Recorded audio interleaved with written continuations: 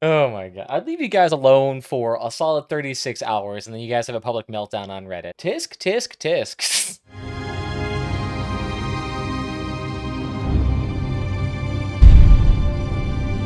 So welcome back, everybody. If you're not terminally online like I am, then you probably have missed this little sort of kerfuffle, a little bit of drama associated with the Operation Radiance event here in Crossout.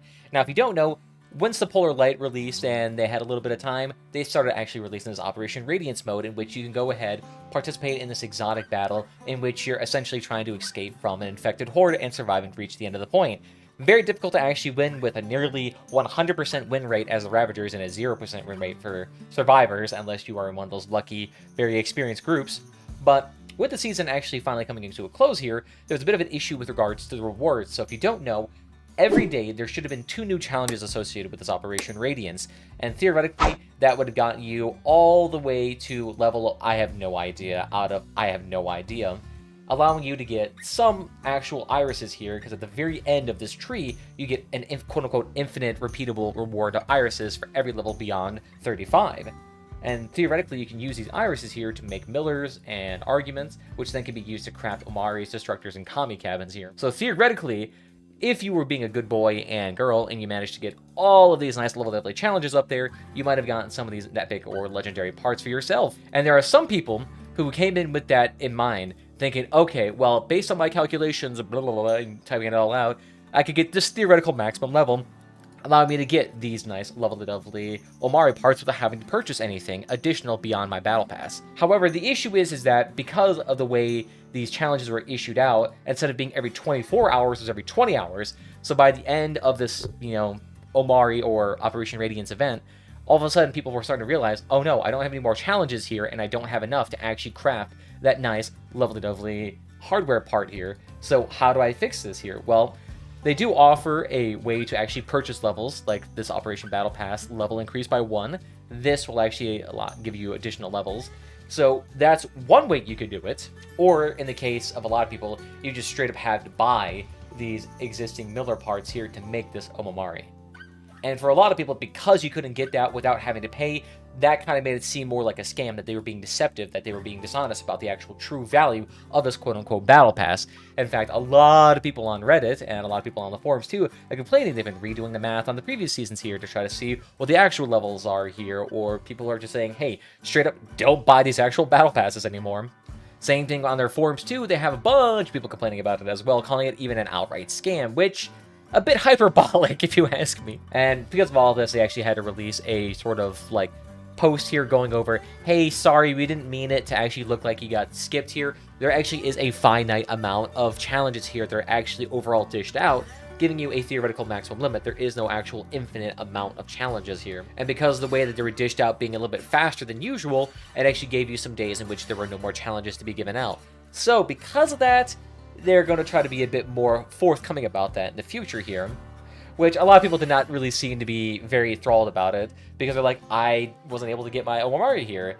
I only was 3 days of premium time instead, which is not nearly as satisfying to a lot of people. But the thing is, too, you kind of have to, back away from this. Okay, you theoretically didn't get the maximum level of prestige that allows you to get the optimal grind and optimal everything and optimal. No, you don't have to worry about that. Push it back. Take it a step back here, okay? Was this, an outright scam? Now, the issue is that I really don't see a scam as, that almost implies maliciousness to a intent. Like, they intended to screw you over. But I think a lot of it was just the fact is they didn't communicate that beforehand, and they kind of messed up with the scheduling of the challenges as well, giving you a false sense of, expedited progression. So I wouldn't call it an outright scam, because it almost implies they were trying to steal your money here, which is still not really the case here. But there's also a second point to consider was the battle pass still worth it? Was it actually incredibly worse value because of it?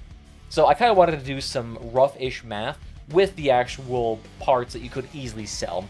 Now, I didn't include the stuff that could give you, a theoretical extra bit of money here in terms of these strategic reserves, because I couldn't calculate or get the averages on that, so I didn't include them, and I didn't include the value of CKs because you can't really sell these either, because there are a couple of CKs here that don't have really a value associated with it, so can't really quantify that. But with the things I could easily quantify here, we still got a total coin value of 3,453 coins for a cost of $10 of the Battle Pass. As you can see, it's $10 right here because it's still $10 USD inside the store.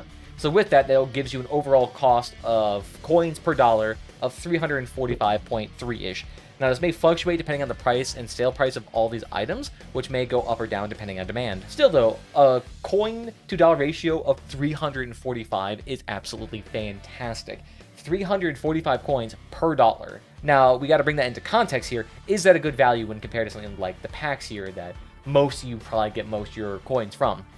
Now, if you actually take a look at the Crossout database website, so this is crossoutdb.com/packs. Now, this is only for PC markets. I have no idea what it's like on console marketplaces, so you have to take all this with a grain of salt, but probably should still be generally applicable there too. Even when I sort by the most valuable pack in terms of coins per dollars, it is still beats this, which is currently 212.4. So still over 50 coin value, 130-ish coins, more above that. So that is a lot of extra coins per dollar for this nice lovely thing here. Really, the only thing in this game that actually even has more of a value than these packs straight up is the packs when they're on sale for 50% off. So take a look at this example for the Steel Shield. So the Steel Shield here has a value of 107. Divide that by half, now it has approximately 214-ish coins of value, bringing it closer to the top of the leaderboards in terms of overall value. So that's the only other way that you can really get like a super nice high value item like this is by buying these things when they're on discount. So with all that considered here, you still are getting an absolutely fantastic bang for your buck. It is just not as fantastic of a bang for your buck as originally thought due to some kind of clerical errors on the overall, timing of challenges here and, not giving us a theoretical unlimited amount of challenges. In fact, only giving us a limited amount here. Now, I don't want to leave TarGem here completely off the hook here. They still messed up here. They still messed up on actually setting expectations for the players here because they're ultimately in control of dishing out all of these levels here, of actually making sure that this is kind of a streamlined process before doing this. And they didn't actually do it all the way. If they wanted to kind of prevent this, they theoretically could give us, hey, this is the actual theoretical maximum level achievable inside the Battle Pass here. And this will allow you to get X, Y, or Z thing at the very end, or give you a total value, or something like that. Something that makes it explicitly clear what actual you're paying for that whole $10 here. So, for example, that would look like, say, in this Polar Lights update, you can say, hey, if you pay us $10 here, the theoretical maximum level is this. And, of course, my nerd failed. But hey, theoretically, maximum level is this.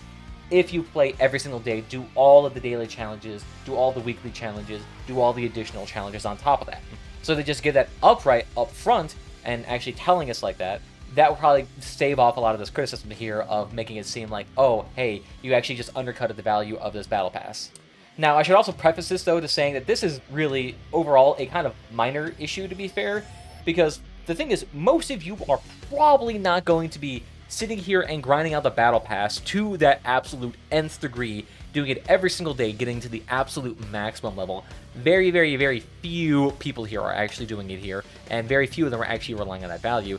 If you are one of those people trying to optimally grind Operation Radiance, you probably already have a decent amount of coinage associated with it from doing just a lot of those challenges, getting all that scrap reward, or playing this game for a very long time. Realistically, this would only be super impactful to newer players that were buying this Battle Pass and really banking on that extra money from the few extra irises to make those millions, to make those Momari parts or whatever. So yes, they messed up. Is it really big of an issue? Not really. Does it make the Battle Passes no longer worth it? Not really. Should you be a bit more hesitant when buying the Battle Passes? Sure, that's fine. You can really exercise that. In fact, I tend to do the thing where I don't buy the Battle Pass until I've reached a level where I'm actually comfortable with all the rewards from it. In fact, I haven't even bought the Polar Lights update Battle Pass because I don't buy it until literally 2 weeks before the game completely expires, before the mode expires. I grind out all the weekly missions to get to maximum level. I buy the Battle Pass, and then I call it good. I don't really try to grind for prestiges very often, so it's never really been something that I calculated into my mental when I'm trying to optimally grind for, the perfect amount of lighters so that I can craft another Wall Sword Arbiter here. Because to me, the base rewards, completely absent of the prestige system, was still very much worth it for me. But yeah, that's really all of my thoughts on this whole kind of kerfuffle with the Operation Radiance. What do you guys think about it? Did TarGem kind of mess up here? Were they outright scamming people? Or does this make you more hesitant about purchasing Battle Passes in the future? Let me know your thoughts down below, and also let me know if this is really that big of a deal, because honestly, I'm kind of on the side, not really big of a deal myself, but You guys have always been, ready to disagree with me at a moment's notice, so feel free to go hog wild. But other than that, guys, I want to thank you all for joining me this evening. Follow whatever platform is your favorite. We're on that YouTube and that Twitch. Beyond that, we also got Twitter, Discord if you want to do it. Whenever I go live, whenever I post a video, or just join the community, because, Lord knows that I need to post more obscure memes in my Discord. But beyond that, feel free to also join this YouTube channel. There's a join button down below there. Starts up at only 99 cents a month here, which is actually a pretty good deal compared to that to Twitch, which is a minimum of $5. So congratulations, 5 times the reward for 5 times the bang on every single one of my videos and live stream. But that's for you guys to decide. But otherwise, I want to thank you all again. I'll see you guys next time. Bye-bye.